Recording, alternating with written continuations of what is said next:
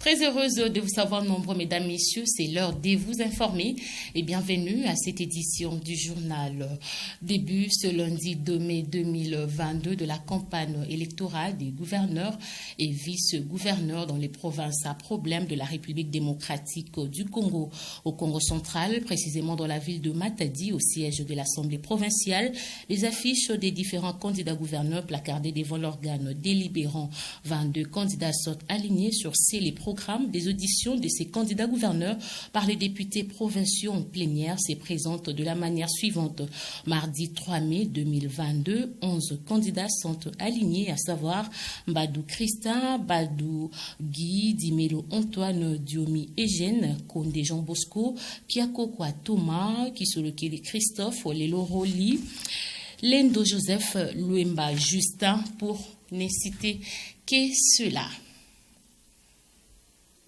Autre chose à présent, à l'occasion de la Journée internationale du travail, célébrée les 1er mai de chaque année, le samedi 30 avril dernier, le comité Gloria Tuluka a organisé une marche des santé sous les signes de l'unité. Environ 250 agents de l'OEBK ont répondu présents à ce marathon. Reportage. Le départ de cette marche des santé, organisée par le comité Gloria Tuluka, le samedi 30 avril dernier, à l'occasion de la Journée internationale du travail. La marche est partie de la place mémoriale du pont Maréchal Mobutu, en passant par le rond-point RTNC, celui de Kikanda, la place ex-24 novembre, rond-point Londé, pour chuter à l'espace Chaudron, un itinéraire concentré dans la commune de Matadi. Plus ou moins 200 agents de l'Organisation pour l'équipement de Banana Kinshasa, OEBK en sigle, ont participé à cette activité. Habillés en tenue de sport, ces derniers se sont dit satisfaits de cet exercice très important pour la santé physique. M. Daniel Tovo-Boté et Guilin Kabouinde, respectivement directeur général adjoint et directeur technique de l'OEBK, se sont exprimés quant à ces. La marche, c'est un exercice très essentiel pour le maintien de la santé physique. Au-delà de ça, le comité vise la restauration, le renforcement de la cohésion interne. Parce que l'entreprise, à un certain temps, a connu des grands problèmes. Donc, tout est à reprendre dans cette entreprise. Et même la confiance a été brisée. Donc, c'est pourquoi la direction générale a voulu vraiment organiser cette marche afin de renforcer la cohésion, de retrouver cette confiance-là qui a été brisée entre les agents et les autorités. Aujourd'hui, on a redonné le sourire, les gens sont contents. Nous-mêmes aussi, nous sommes fiers parce que nous sommes d'abord un comité de fils maison. Nous plaçons d'abord les travailleurs au centre de tout notre programme. Prenant la parole, la directrice générale Gloria Tuluka a rassuré ses collègues que son comité est déterminé à payer régulièrement les agents en vue de redorer l'image de l'OEBK autrefois ternie. Le plus grand défi que nous avons, c'est de pouvoir payer les arriérés, l'arrivée de février et la gratification.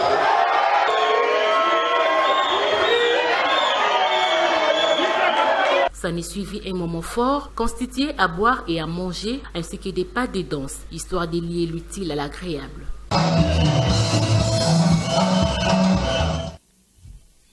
Toujours dans ce registre de la marche des santé, des agents et cadres de l'Organisation pour l'équipement Banana Kinshasa, OEBK en sigle, le samedi 30 avril dernier, quelques agents et cadres de cet établissement public se sont exprimés quant à ces. Suivez. Chaque 1er mai, nous célébrons la Journée internationale du travail, où tous les travailleurs qui se réunissent chaque fois pour célébrer cette journée. Par cette occasion que nous, au niveau de l'OEBK, nous avons passé que ces journées ne passent pas inaperçues.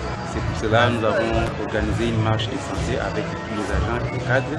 Et après, nous organisons aussi un peu de consommation pour essayer un peu de passer la journée.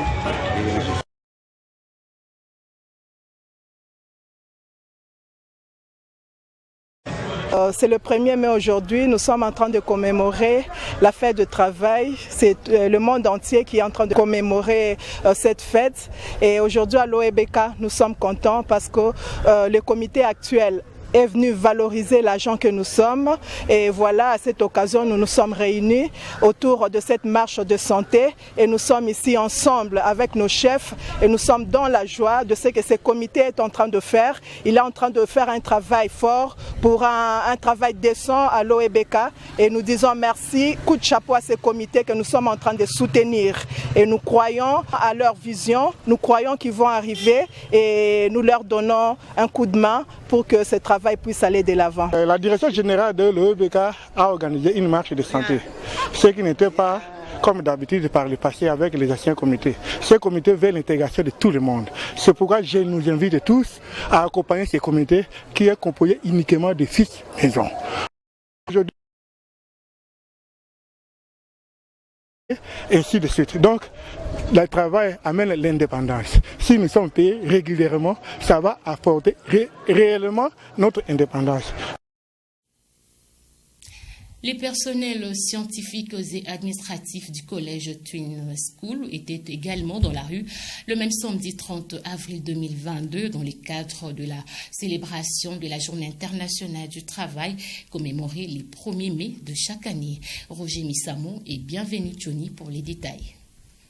En marge de la commémoration de la Journée internationale du travail le 1er mai, le collège Twin School a organisé une marche de santé le samedi 30 avril 2022 avec tous les enseignants de cette institution scolaire bilingue. Cette marche de santé est partie du rond-point Bouima en passant par la place Musée Kabila, ex-24 novembre, rond-point Kinkanda, pont Maréchal Mobutu, jusqu'à Au revoir Matadi. Cette manifestation a eu comme point de chute l'espace Wiener à Koka où les scientifiques et les administratifs du collège Twin School ont manifesté le vœu de célébrer cette journée dédiée aux travailleurs. Aujourd'hui c'est notre journée, on a été à la marche, ça a été, et maintenant nous sommes retrouvés quelque part pour essayer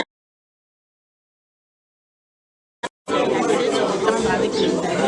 I'm very happy to celebrate the day, teaching day, with all members, all teachers of Twin School, and I know that it was very, very good to be there. We start our work from Bouima until OEBK Bridge, and we celebrate with the many people who were there. And I will just remind something: we have to be grateful, thankful to Mr. Bichu Makaya, our leader, our promoter. It was very, very fantastic to be led by this one. I think that it was just a day of relaxing. I relaxed, and for this, I will thank our promoter for supporting us. He's supporting, but he's very far away from us. But he's keep on supporting us in every day. La commémoration de cette journée, à la fois festive et des réflexions, a été clôturée sous une belle ambiance. Quelques jours après le dépôt de l'interpellation de Jules Alinguete, inspecteur général de finances, chef de service par le député national Jackson Afingoto à l'Assemblée nationale, le numéro 1 de l'IGF a fait une mise au point sur ses propos, je cite, « Il n'y a pas de guerre en République démocratique du Congo », une déclaration qui défraie la chronique. Pacifique Mwada. Je voulais vous rassurer que le Congo n'est pas un pays en guerre, que le Congo connaît un petit problème d'insécurité, mais cette insécurité se place à plus de 2500 km des institutions de la République. C'est au cours d'un forum à Houston, aux États-Unis d'Amérique, que l'inspecteur général des finances, chef de service, Jules Alinguete a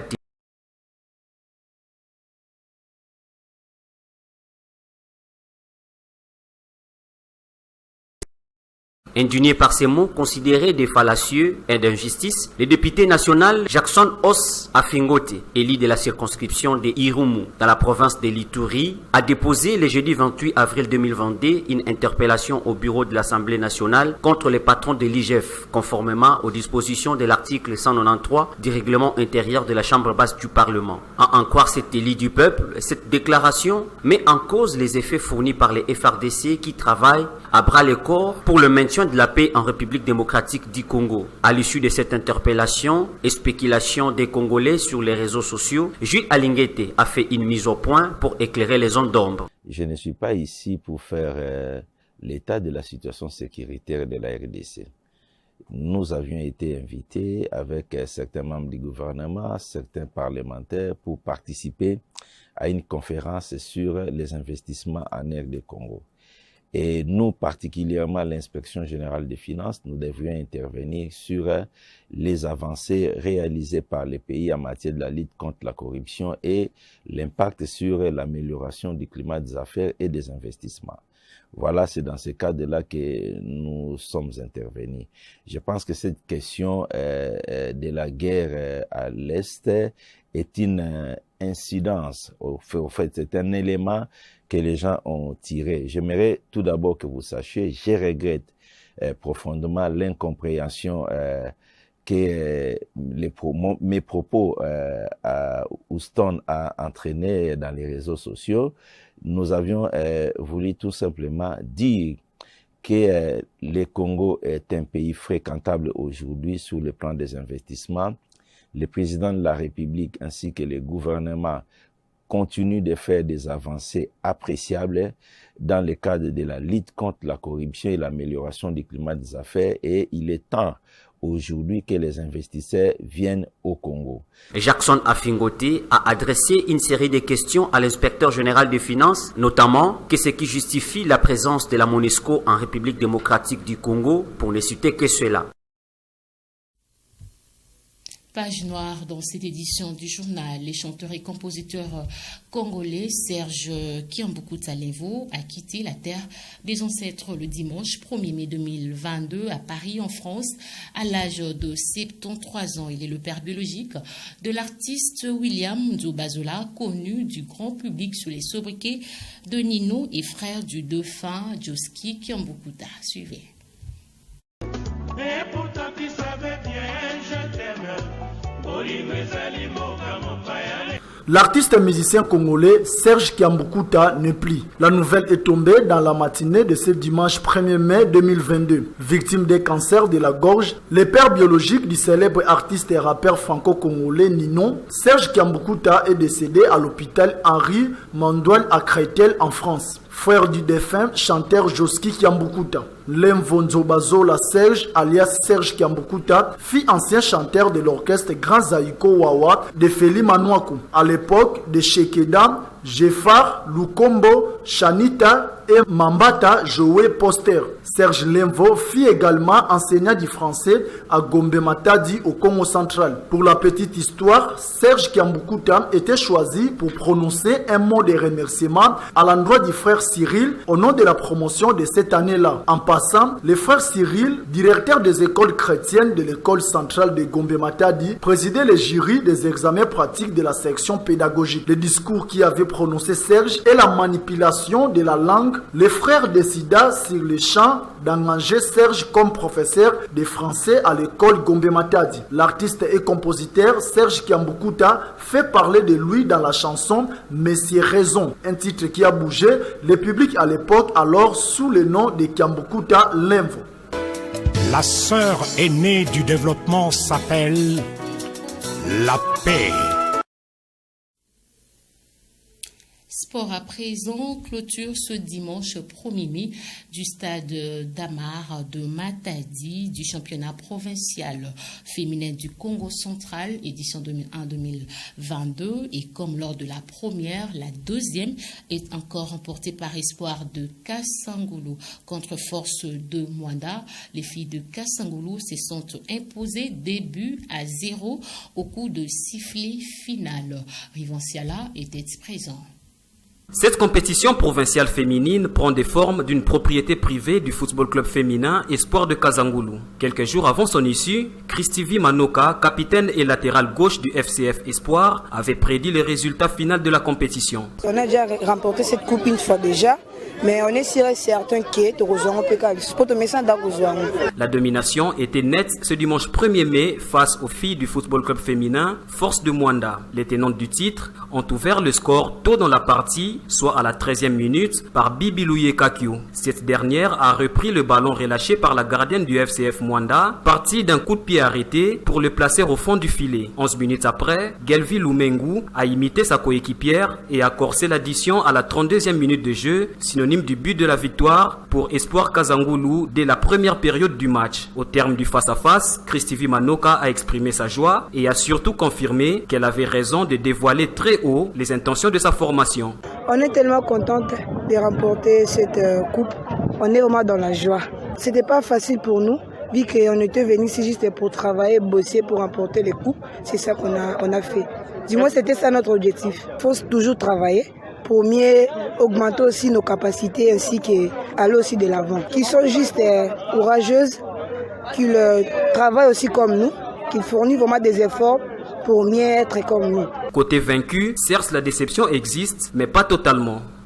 Malgré que tu poli mais tozaka na esengo po tosanga biso nyonso tokebeta na kini zaka balwazi zaka match ata to poli to ça l'effort pe to sanga to beta na kini to sala pe effort ata ko gagner baninga bazana kini biso nyonso to sepeli to za ba ennemi te le to sangani boy na sepeli makasi beti na sepeli ndenge babeti to sangani mutu akina kanda na ete. Comme lors de l'édition 2020-2021, la première de la série, le football club féminin Espoir de Kazangoulou est à nouveau sur le toit du Congo central. À noter que les deux meilleurs classés vont représenter la province à la 13e édition de la Coupe du Congo de la spécialité cette année. C'est par cette note sportive que nous bouclons cette édition du journal.